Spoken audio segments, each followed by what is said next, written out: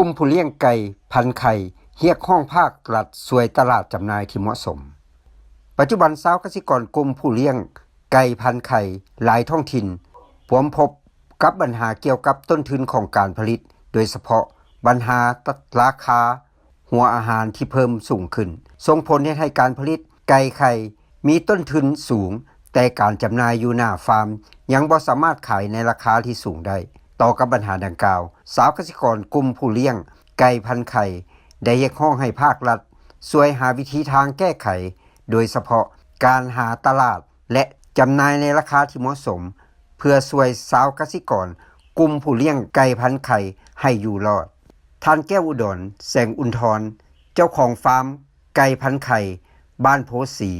ทั้งเป็นครอบครัวตัวแบบด้านกสิกรรมเมืองนาไซทองได้เสนอต่อทางเจ้าเมืองนาไซทองและภาคส่วนเกี่ยวข้องในโอกาสลงเยี่ยมยามสุขยู่การผลิตกสิกรรมอยู่บ้านโพสีในวันที่8พฤษภาคม2025ผ่านมาว่าได้มาข้าพเจ้าก็มีจิตใจฮักมักอาชีพปลูกฝังเลี้ยงสัตว์เนาะตะกี้ก็เป็นเริ่มการนี่นะใจฮักมักอื่นว่ารับตาย่างก็เป็นเนาะเลี้ยง600ตัวเนาะเบื้องต้นเนาะมาเบิ่งแล้วมาไล่เลี้ยงเบิ่งแล้วตอนนั้นก็มีน้องป่าน้องเดียวเฮ็ดไปแล้วก็คือว่ามันพอได้เนาะพอหัวอาหารช่วงปี2015ก็บ่แพงเป่านึงมีแต่ 96,000 เนาะไข่กับแต่นึง28 30,000มันก็โอเคเฮ็ดไปพอได้แล้วจะค่อยมาเริ่มขยายอีกเนาะขยายจาก600มาเป็น1,000กับ80ตัวก็เบิ่งก็คือมันยังดียังได้ขยายอีกจาก1,080ตัวขึ้น1,800ตัวถือว่าหลังจากนั้นก็เลยปัจจุบันนี่ถือว่ามักขยายเพิ่มทั้งหมดนี่เป็นอยู่ 3,900 ตัวเนาะสามารถเก็บไข่มือนึงก็ได้อยู่112แตะแล้วหัวอาหารนี่เกลือมือนึงถือว่าเบิดอยู่14เป่าครึ่งจุดพิเศษของการบูรณะรักษาของตามเอาเฮ็ดที่ได้เนี่ยการบูรณะรักษาไก่นี่ที่ว่าต้องเฮ็ดตามเทคนิควิชาการที่ว่าบนที่เฮาซื้อไก่มาเนาะน้ำบริษัทที่เฮาซื้อไก่เพิ่นก็ได้แนะนำเนาะการดูแลรักษาสุขภาพได้เลยเนาะการเกลือเนาะเกลือเฮาก็เกลือมื้อนึง3เทื่อเนาะแต่ว่าแต่ต้องได้ลุกดึกเนาะการเลี้ยงไก่พันไข่แต่ลุกเกลือแต่ 4:00 นมาใต้ไฟแล้วก็เกลือไปเบิดล่ะหลังจากแจ้งมาแล้วเขาก็มามอดไฟแล้วก็มาอนามัยเนาะอนามัยตามทางตามอย่างเบิ่งน้ำเบิ่งในบ่ได้บ่คักบ่แน่ครับก็อนามัยแล้วก็มันจะบ่ข้างเขาใส่กุ้งเหล็กเนาะบ่แม่นอันพวกเลี้ยงกุ้งไม้คือว่าน่ะเฮาเลี้ยงผสมผสานกับปลาทั้งลุ่มเลยมันเลี้ยงปลาเนาะไก่ขี่ลงแล้วถือว่าปลากินทั้งนั้นเฮาบ่ได้เกลือหัวอาหารเลยแต่ว่าเฮาได้ใช้เวลาหน่อยนึง7เดือน5-8เดือนเฮาจึงได้ขายปลาเนาะบ่คือเฮาเกลือหัวอาหารเสริมแต่พวกเกลือหัวอาหารเสริม6เดือน5เดือน6เดือนก็เจ้าก็ได้ขายแล้วเนาะ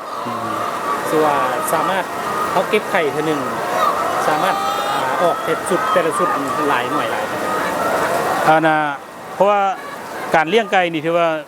ปี6เดือนเนาะปี6เดือนถือว่าจะค่อยหมดงวดแล้วปลดไก่ต้องได้ปลดออกเนาะขายมีพ่อค้าคนกลางมาอีกไก่สำหรับไก่นี่เฮาคนอื่นเขาขายแล้วเฮาไปเขาออกแล้วไปขายใส่และมีจำนวนนึงเลยพ่อค้าคนกลางมาอยู่ฟาร์มเนาะแล้วเฮาก็มีขาได้ไปส่งแน่ตัวส่งกันนะเอาได้ราคาตัวพ่อค้าคนกลางมาเฮาบ่ได้ราคาดีไปเลยราคาตัวสุดท้ายนี่ให้อยากฝากถึงอย่างเกี่ยวกับการค้าผู้ที่ว่ายังอยากสนใจอยากเลี้ยงไก่แบบได้ถ้าท่านใดเนาะมีจิตใจฮักมักการเลี้ยงไก่อยากเลี้ยงไก่ก็ถือว่ามาถามก็ได้เนาะวิธีสร้างคอกบ่วิธีคันมีพื้นฐานแล้วว่าซั่นซะคันมีสมมุติว่ามีเนื้อที่เหมาะสมเลยอยากเฮ็ดแล้วมาปรึกษาได้เพราะสามารถให้คำปรึกษาได้เนาะท่านแก้วอุดรแสงอุนทรกล่าวถึงว่าการเลี้ยงไก่พันไข่ข้าพเจ้าแม่นเลี้ยงแบบผสมผสานใส่หนองป่าได้เริ่มมาแต่ปี2015เป็นต้นมาโดยใช้แรงงานหลัก2คนและสำห้อง2คนปัจจุบันได้ขยายคอกไก่3คอกมีไก่พันไข่ทั้งหมด 3,900 ตัวสามารถเก็บไข่ไก่ได้100กว่าแตะต่อวันนอกนี้น้องยังได้ปล่อยปลา4ชนิดเพื่อกินมูลไก่คือปลานิลปลานวลจันทร์และปลาสวายรวมทั้งหมด 50,000 ตัวซึ่งเฉลี่ยปีหนึ่งสามารถมีรายรับจากการเลี้ยงไก่พันไข่และเลี้ยงปลา512ล้านกีบ เฮ็ดให้ชีวิตการเป็นอยู่ของครอบครัวนับมือดีขึ้นและหลุดพ้นออกจากความทุกข์ยากเทื่อละก้าว